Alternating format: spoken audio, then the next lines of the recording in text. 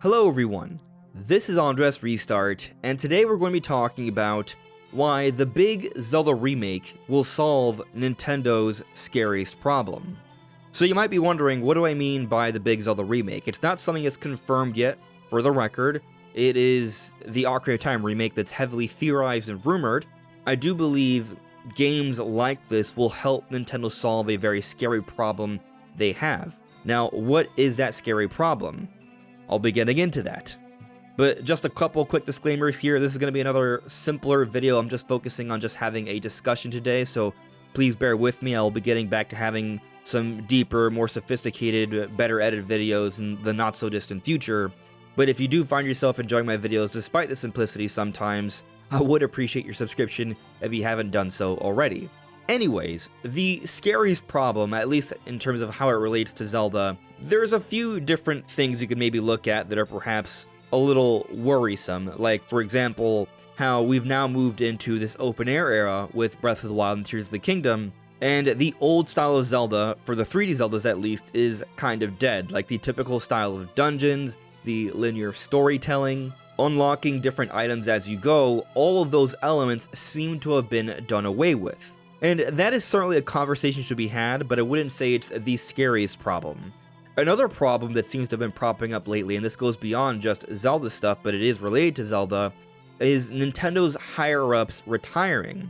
We've heard about Kensuke Tanabe retiring. There are debates about others such as Aonuma, the Zelda producer, retiring. And really, it just makes sense because these people are getting up there in age. At some point or another, they are going to have to take a step back. And so, with us getting to this point where a lot of the Nintendo legends now have to move on, what does that mean for the future and their games? Who's going to be taking up the leadership here and directing and producing these games in a way where they still maintain that Nintendo magic, that Nintendo quality?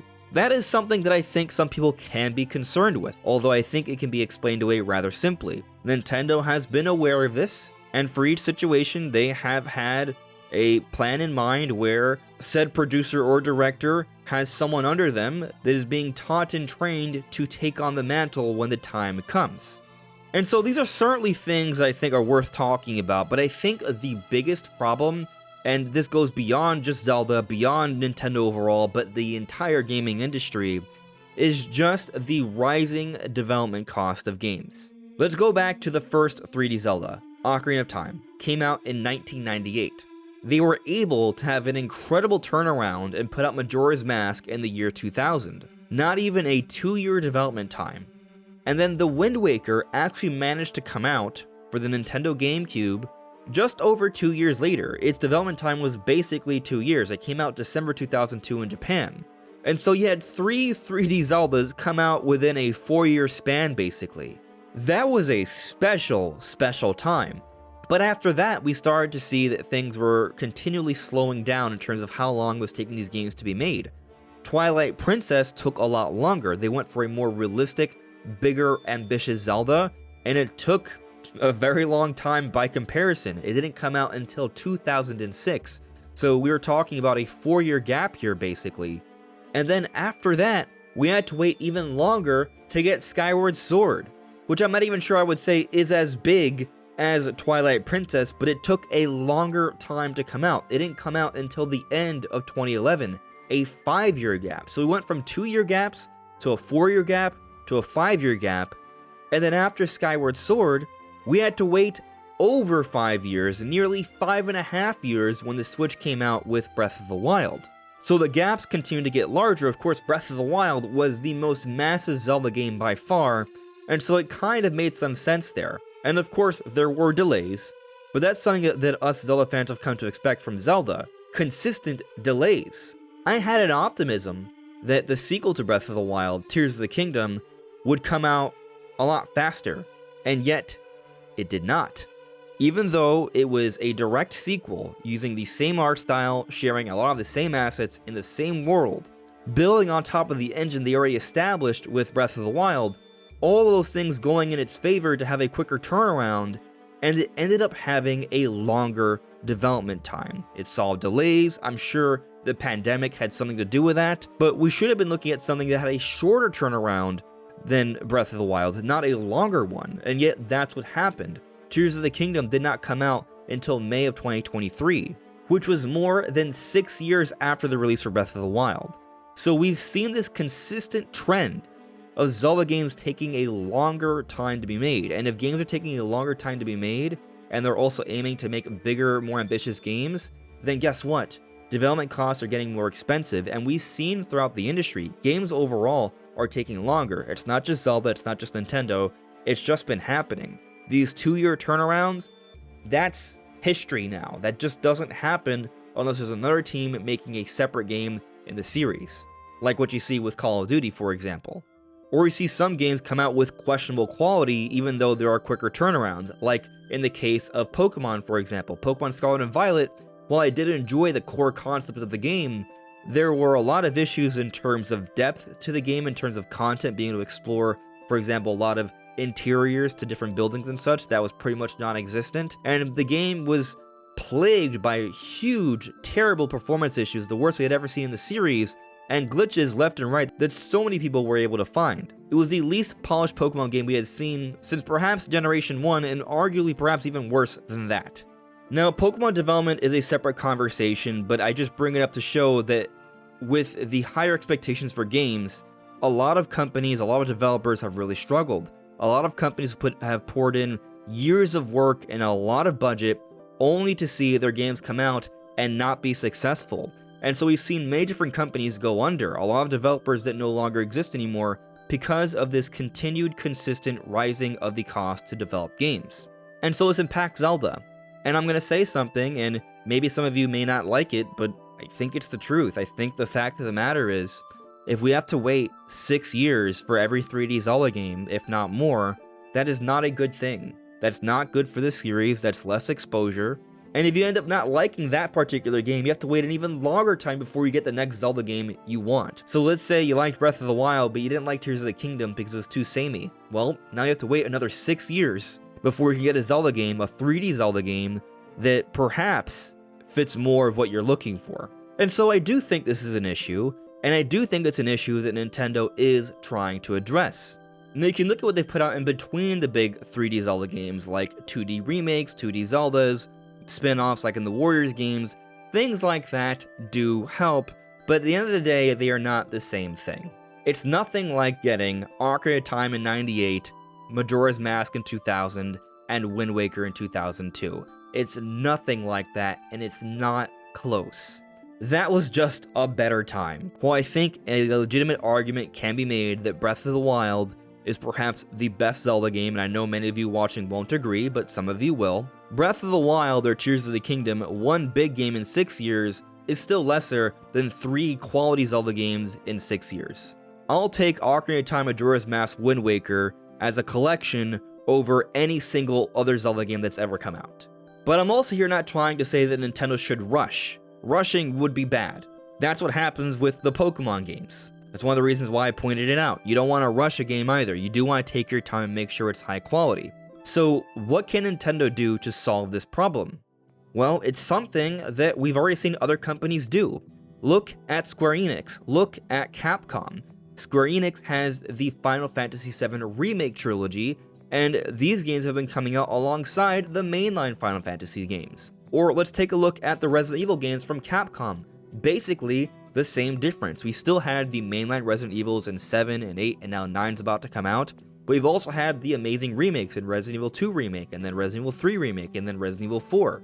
They've gone back, revisited these games, and reimagined them. They're not just remasters, they are games that effectively feel like new games in a lot of ways, completely new visuals. They're made to be modern games with new gameplay mechanics, story elements, and areas to explore. And so by creating this framework for Final Fantasy and Resident Evil, what has happened is that the series has seen a lot of consistent quality releases, which is why I think it actually makes so much sense to go back to their different Zelda releases and not just remake them visually, but perhaps even reimagine some elements. I don't know if they would go that far, but going back to these games in a bigger way, more than just an upscale with some cleaned up textures, would definitely do a lot to tide over fans between these longer development times. Fact of the matter is, Tears of the Kingdom came out May of 2023, and the development times have been trending to get longer and longer. Maybe somehow this time, even though each time since the Wind Waker has come out, they've been trying to take longer and longer over the last couple decades, maybe somehow they have a shorter turnaround here. But realistically, by how much? Instead of it being 6 years and 2 months, maybe it's just going to be 5 years? That seems like a dramatically shorter cycle, which might be a little unrealistic, but if it ends up being the case, that would mean we would see the next 3D Zelda game come out in the middle of 2028, which might be too optimistic. But you want to know what would work really well? If Nintendo did find a way to go back to Ocarina of Time, envision it as a modern game, and use that as a testing ground for the next big new Zelda, very similar to how they handled Wind Waker HD back for the Wii U, by the way. And they come out with this perhaps a little bit after the release for the Zelda movie that's coming out next year. That way there can be some strong cross-promotional sales boosts there. In other words, Ocarina of Time Remake would make a lot of sense to come out in the latter half of 2027, and maybe they even tease it towards the end of this year as a bigger release, so they get the Zelda fans excited, and then once that comes out, 2 years after that, perhaps by then we can start realistically thinking about the next new open-air 3D Zelda to actually come out. But then when that happens, what do you do next? Well, obviously having spin-offs and the 2D Zelda games coming in between also helps out, even though it's not the same thing. But maybe we don't have to wait another 6 to 8 years for the next 3D Zelda. Maybe we only have to realistically wait 4, because they do have a team that's been put together that already remade Ocarina of Time. Then we see Majora's Mask. And so maybe they can go back and forth in this way, and that will really help them to have consistent big 3D Zelda releases for years to come. And by the way, also by doing this, they are helping out with other issues here. They're giving other members of the development teams, perhaps younger members of the team, to work on something that already has an established blueprint. So for example, if they work on Ocarina of Time, you already know you have a good game there. And maybe they'll add some things, but this can be used as not just an opportunity to learn the hardware to set things up for the next 3D Zelda, but also to train the developers so they can become more reliable to take on the mantle as the higher-ups retire and move on. And also that other little issue I brought up about a lot of fans missing out on traditional Zelda, these would be opportunities to revisit those as well. Now, something I think some people might bring up is, sure, that seems to make a lot of sense, but where do you get the talent to do this if so many people are going to be focused on the next 3D Zelda? Well, we've also heard something similar about Donkey Kong Bonanza, that Donkey Kong Bonanza was a younger team from the Mario Odyssey team that was separated to make this project while they have other members working on the next 3D Mario. I don't see how it wouldn't really be any different, and even though that is technically a rumor, it's a rumor backed by people who have strong inside information, it's also backed by the public evidence. You look at the credits for Donkey Kong Bonanza, a lot of the key members from the Mario Odyssey team, such as Koizumi, are not so heavily involved in the project, suggesting that yes, other members have been working on 3D Mario over these last 8 years or so, which would make sense because Nintendo has never not been working on a 3D Mario and trying to make sure it's ready within the first 2 years for every generation.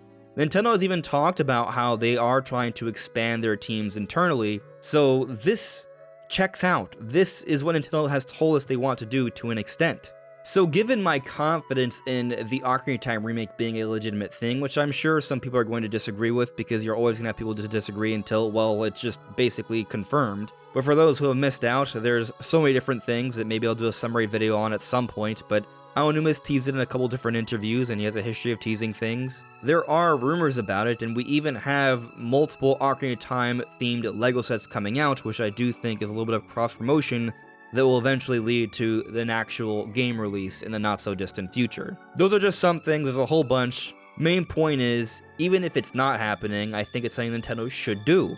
It's something that Square Enix has seen a lot of success with, it's something that Capcom has seen a lot of success with, and I think it's something that if Nintendo did, it would definitely benefit their development pipeline and also would be really great for fans.